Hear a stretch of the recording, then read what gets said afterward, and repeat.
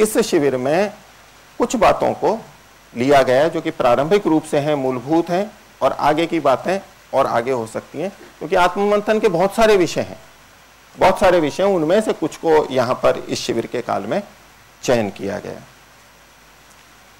तो प्रमाण दीजिए। जो ये बात है ये लगभग आप सबकी सहमति में मान के चलता हूं।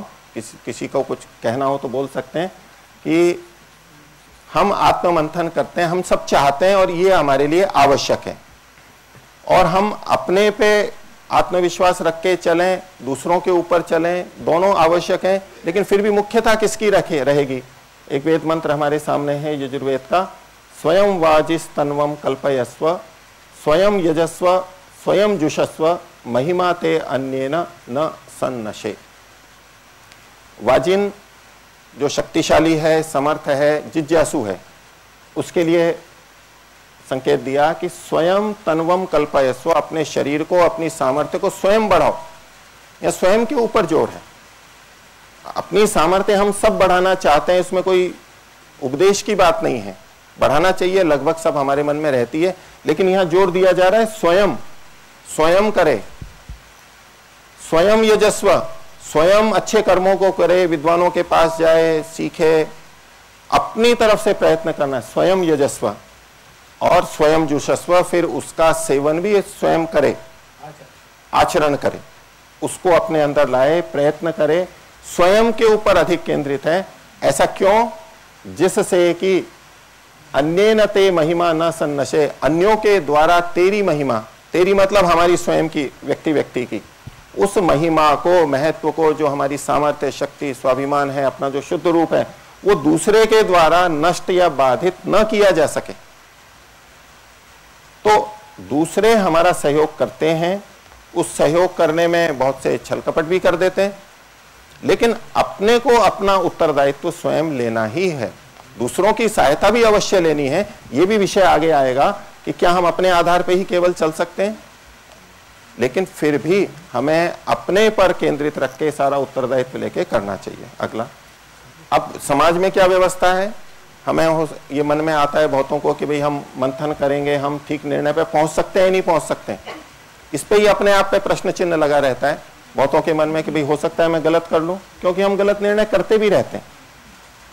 तो देखिए वेद में क्या लिखा हुआ है कि दृष्टवा रूपे व्याकरोत सत्यानृते प्रजापति, प्रजापति परमात्मा ने सबको देख करके दो रूपों में, सत्य और असत्य, सत्य और अनृत को अलग अलग किया है, भेद कर रखा है, घुले मिले नहीं है वो।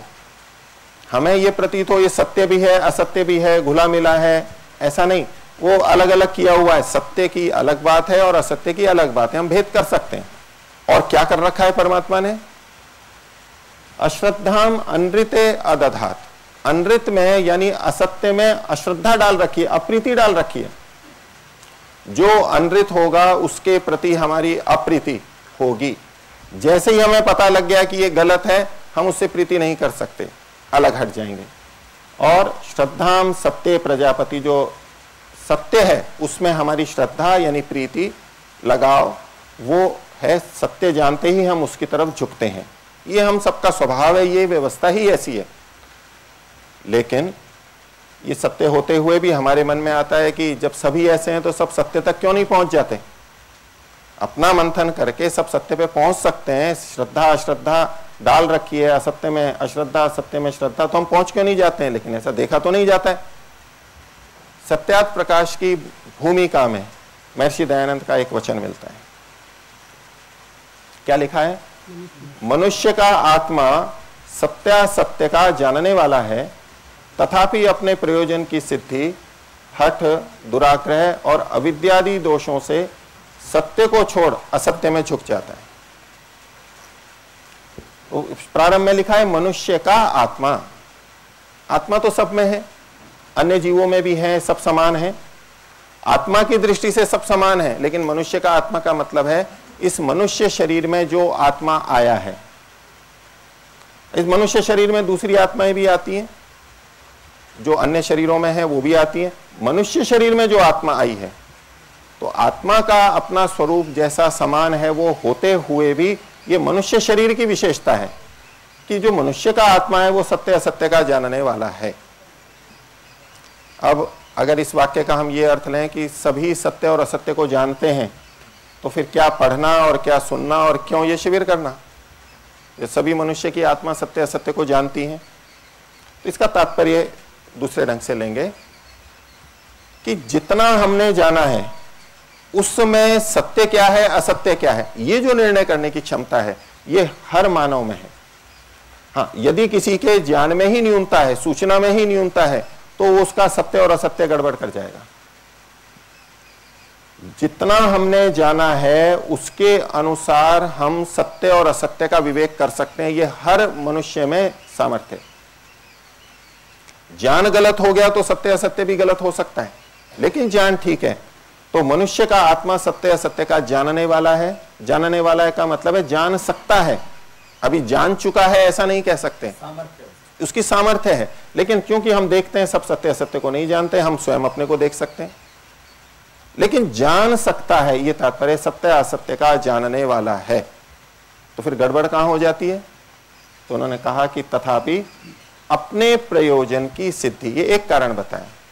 हर व्यक्ति कुछ अपना अपना स्वार्थ किसी तरह का शारीरिक स्तर का मुख्य बना लिया, इंद्रियों का मुख्य बना लिया, जो भी है अपना कोई व्यक्तिगत स्वार्थ है, तो वो सत्य असत्य को समझ करके भी असत्य की तरफ झुक सकता है, उल्टा सीधा हो सकता है। सामाजिक, आर्थिक, राजनीतिक किसी भी तरह से विश्व के समाज, राष्ट्र, अपने मत, संप्रदाय, जो भी कुछ मान्यता हो, उसके अनुसार यदि वो अपने प्रयोजन की सिद्धि उस ढंग से देख रहा है तो वो सत्य को छोड़ के असत्य में झुक सकता है। ये एक कारण।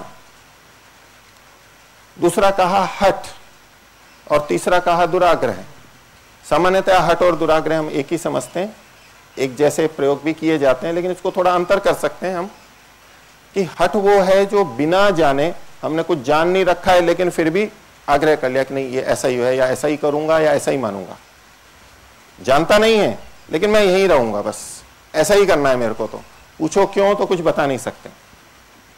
अज्ञानता पूर्वक जब हम एक जगह टिक जाते हैं तो वो हो गया हठ। और दुराग्रह क्या हुआ? आग्रह होता है कि मैं ऐसा ही करूंगा, वो ज्ञानपूर्वक भी हो सकता है, लेकिन जानते हुए भी जब हम किसी बात पे एक तरफ झुकते हैं उसको कहेंगे दुराग्रह। हठ वाला अभी जान भी नहीं रहा है लेकिन अटका हुआ है, कहीं आग्रह है। तो इनको पर्यायवाची रूप में भी ले सकते हैं, लेकिन दो शब्द लिखे हैं तो इस रूप में कुछ भेद की संभावना। इसमें दुराग्रह में ऐसा कर सकते हैं आचार्य जी कि वो हठ वाला तो जिसमें जड़ता का आधिक्य है जी, और दुराग्रह में ऐसा है कि वो जानता तो है जी, लेकिन उसमें माने पूरी स्पष्टता नहीं है, अल्प ज्ञान है, वो तो अज्ञान। उतनी ज्ञान की न्यूनता तो होगी। हाँ जी, मतलब वो पूरी जड़ता का मतलब वो बहुत ज्यादा जड़ता है। इसमें ऐसा है कि जानता तो है लेकिन भ्रांतियां बहुत हैं उसमें, कई तरह की। जी, स्वामी जी का संकेत यह है कि जिसने जान लिया है वो तो ठीक हो ही जाएगा, इसलिए ज्ञान पूर्वक दुराग्रह नहीं हो। अति शुद्ध जो परिपूर्ण ज्ञान है उसके बाद तो फिर कुछ रहना ही नहीं, वो ठीक ही हो जाएगा। तो यहाँ जानना मतलब कुछ सूचनाएं हैं, पता भी है, कुछ ये भी निर्णय कर लिया है कि ये सत्य है असत्य, अल्प ज्ञान कहेंगे, अल्प ज्ञान है उसका। हम जीवन में जानते ही हैं, देखते हैं, अनुभव करते हैं, पता है कि ये बात सत्य है लेकिन फिर भी हम उसका विरोध कर देते हैं। हमें पता है कि ये असत्य है फिर भी उसका समर्थन कर देते हैं। हमारे जीवन में देखा जाता है, क्योंकि जो मुख्य ज्ञान है ऊपर शुद्ध वाला वो अभी तक नहीं हुआ है, वहां कुछ कमी है। लेकिन एक सामान्य स्तर पर सत्य असत्य को जानते हुए भी हम झुक जाते हैं, उसमें ये दुराग्रह एक हमारा कारण है। और आगे कहा अविद्यादि दोषों से युक्त होकर के, अज्ञान हो गया, हठ आदि भी नहीं है, दुराग्रह भी नहीं है, लेकिन उल्टा ज्ञान हुआ है, मिथ्या ज्ञान है, अड़ा हुआ नहीं है लेकिन मिथ्या ज्ञान है, अविद्या है। और अविद्या आदि शब्द लिखा है तो जैसा हमारे प्रसंग में रहता है तो अविद्या, अस्मिता, राग, द्वेष, अभिनिवेश ये ले सकते हैं, अथवा आदि से इस जैसी कोई और चीज हो जो हमें प्रतीत होता हो कि वो भी एक कारण है तो उसको भी जोड़ा जा सकता है। उनसे सत्य को छोड़ के असत्य में हम झुक जाते हैं।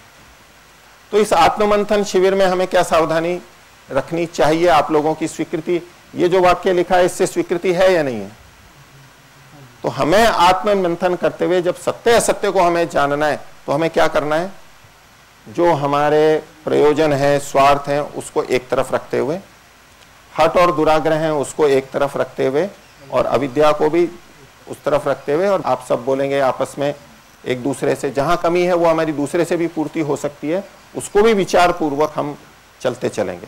महाभारत का एक श्लोक है कि हम क्या करें ना करें, अपने को जान करके स्व बोध के द्वारा हम स्वधर्म बोध पे जाने वाले हैं। हमारा कर्तव्य क्या है, क्या करना चाहिए नहीं करना चाहिए। तो इसमें एक बात लिखी है कि हम क्या करें या ना करें, तो कहा किन्नु में स्याद इदम कृत्वा, इसको करके मेरे को क्या हो जाएगा, मैं ये करूंगा तो इससे मेरे को क्या लाभ हो जाएगा, क्या परिवर्तन आएगा मेरे में, कुछ मिल जाएगा छूटेगा, होगा क्या, इसके करने से होगा क्या, ये हमें विचार करना है। किन्नु में स्याद इदम कृत्वा, ये करके क्या होगा। आगे कहा किन्नु में स्याद अकुर्वता, और यदि मैं इसको नहीं करूंगा तो क्या होगा। दोनों पक्षों को लेना है, ऐसा करूंगा तो क्या होगा और नहीं करूंगा तो क्या होगा, सब चीजों के अंदर घटा सकते हैं। इति कर्माणि संचित्य, इस प्रकार से कर्मों का चिंतन करके, कर्म करने हैं न करने हैं इसका निर्णय तब आएगा जब हम ये सोच पाए कि इसको करने से क्या होगा और इसको न करने से क्या होगा। इसको विचार करके और फिर कुर्याद वा पुरुषो न वा, मनुष्य करे या ना करे तब ये अपना निर्णय ले। और इसको, इससे भी हम सब सहमत होंगे कि हाँ ऐसा जब होता है तो हमारे निर्णय ठीक होते हैं, हमारे कर्म ठीक होते हैं। लेकिन हम स्वयं इसमें ढीलापन करते रहते हैं। तो इस शिविर में भी आप लोगों को इस बात को ध्यान रखना है। आप कुछ भी बोलेंगे, आपको क्यों का भी पूछा जाएगा, भी ये क्यों करना चाहिए क्यों नहीं करना चाहिए, इसका चिंतन भी हमारे आत्म मंथन के अंतर्गत है। और हम मनुष्य हैं, मनुष्य का तात्पर्य क्या है, तो निरुक्त के अंदर इसके बारे में वर्णन हुआ। उसका एक भाग यहाँ आपके सामने है कि मनुष्याः कस्मात्, बहुवचन में है यहाँ पर, बहुत सारे जो अलग अलग हैं, प्रत्येक मनुष्य के लिए लगेगा ये व्यक्तिशः कि क्यों कहलाते हैं, तो मत्वा कर्माणि सिव्यन्ति, जान करके समझ करके कर्म करते हैं, ये हमारे मनुष्यत्व की पहचान है। तो इस शिविर के अंदर जो आत्ममंथन होगा, इससे हम अपने को समझेंगे, अपने को समझने से हम अपने कर्मों का निश्चय ठीक तरह से कर पाएंगे, ये सारी प्रक्रिया चलेगी। तो विषय बहुत सारे हो सकते हैं मंथन के, आपके भी सुझाव हो सकते हैं, लेकिन अभी इस शिविर के अंदर जो हमने मुख्य विषय केंद्रित किए हैं, जिसको आधारभूत समझा गया, उसके अंदर पहला है कि इच्छाओं, कामनाओं या लक्ष्यों का निर्धारण करना कि मेरी क्या इच्छा है और उसका विश्लेषण। अगला बिंदु, इन इच्छाओं के बनने का आधार क्या है, क्यों बनती हैं ये इच्छाएं, किसी में कोई इच्छा किसी में कोई इच्छा क्यों होती है, सही निर्णय लेने की प्रक्रिया क्या है, आप ही लोग बताएंगे, आप लोग ही विचार करेंगे। फिर है कर्म में स्वतंत्रता और परतंत्रता, कितनी स्वतंत्रता हो कितनी परतंत्रता हो, केवल स्वतंत्रता हो, ये एक अलग बिंदु रहेगा। फिर अगला है दंड एवं न्याय व्यवस्था। फिर है मानव मानव का परस्पर व्यवहार कैसा हो, इसके अंतर्गत मानव भी आएगा, परिवार आएगा, राष्ट्र आएगा, विश्व आएगा, इनसे संबंधित बातें यहाँ पर विस्तार से आएंगी। फिर सत्य और असत्य का, कि आखिर सत्य क्या है, असत्य क्या है, कैसे हम उसमें अच्छी तरह कर सकते हैं। पर्यावरण के बारे में एक सत्र रहेगा, पर्यावरण सामंजस्य। और फिर हम सब प्रगति चाहते हैं तो बाधाएं कहाँ हैं, प्रगति के उपाय क्या हो सकते हैं, उस पर चर्चा होगी। और इतना सब करने के बाद जो हमारी समस्याएं फिर भी बचती हैं, हम स्वयं सुलझाएंगे अपने आप। जिसकी जो समस्या है उनको यहाँ बताई हुई प्रक्रिया को, जो कि आप सब सहमत होते हुए चलेंगे, आप लोगों की जो स्वीकार्यता होगी उसके अनुसार अपनी जिसकी जो समस्या है उसको समाधान का, और जिनका नहीं हुआ है तो यहाँ बोलेंगे, आपस में ही हम समाधान करेंगे। जो चीजें हैं आधारभूत बातें उसके आधार पर करेंगे। ये हमारे इस शिविर का मुख्य विषय। इसमें एक चीज छूट गया सर जी, मानव और मानव का परस्पर व्यवहार जी, और मानव का मनुष्येतर अस्तित्व के साथ व्यवहार, तो वो नीचे पर्यावरण आ गया, ये पर्यावरण के अंदर। और तो पर्यावरण में लेकिन वो चीज झलकती नहीं है, पर्यावरण एक सीमित अर्थ को देता शब्द है, लेकिन यहाँ हमने उसको सबको इसी में सीमित किया है जी। जो अन्य प्राणी है, पर्यावरण मतलब जो भी हमारे चारों ओर है, लेकिन ऐसा अर्थ पर्यावरण का लिया नहीं जाता। ये उस पशु पक्षियों को उसमें ले लेंगे, ये सत्र शत्रुंजय जी लेंगे। हाँ। तो इसमें पर्यावरण के लिए ना मनुष्यतर जड़ चेतन जो भी अस्तित्व है, तो पर्यावरण शब्द एक सीमित अर्थ को देता है ऐसी सामान्य भाषा में। इसकी जो प्रक्रिया होगी हमारी, वैसे आप लोगों को सबको पत्रक दिए गए हैं, लेकिन फिर भी कोई भी सत्र होगा उसमें प्रारंभ में 2 मिनट का जागरूकता निर्माण रहेगा, जैसा कि अभी हमने किया। अंत में भी रहेगा, बीच में भी कुछ चिंतन होगा, मौन करेंगे। इसका प्रयोजन क्या है विज्ञान से भी सिद्ध है और हमारा प्राचीन परंपरा तो है ही कि जब हम अपने को शांत और प्रसन्न रखते हैं और तब जो हम निर्णय लेते हैं वो हमारे अच्छे निर्णय जाते हैं, सटीक जाते हैं। हम जीवन के एक महत्वपूर्ण बिंदु पर अपने मंथन के लिए बैठे हैं तो अपने को एक जागरूक और उस स्थिति में पहुंचाना कि हमारे निर्णय ठीक जाएं। और इससे हर बार ये होगा, हर सत्र के पहले होगा, तो इससे हमारे में एक आदत भी विकसित होगी। जिनको आदत नहीं है कि वो कभी भी जब भी निर्णय लगेंगे तो स्वयं उस स्थिति में पहुंच जाएंगे और अपने निर्णय शीघ्र और अच्छे कर सकेंगे। तो इसके लिए ये प्रक्रिया चलेगी आगे। अगले जो सत्र चलेंगे तो पिछले सत्र की थोड़ी सी आवृत्ति 5 मिनट के अंदर कर ली जाएगी। फिर उस सत्र का, परिचर्चा सत्र का जो मंथन का विषय होगा वो आपके सामने प्रश्न आएंगे, कहीं 2, 3, 4, 5, 6 छोटे छोटे बड़े बड़े प्रश्न अलग अलग आएंगे। उन एक एक पर हम चर्चा करते हुए चलेंगे और आप सभी से निवेदन है कि जो प्रश्न आए उसी पे केंद्रित रह करके करें। आगे आगे हम धीरे धीरे चलते चले जाएंगे।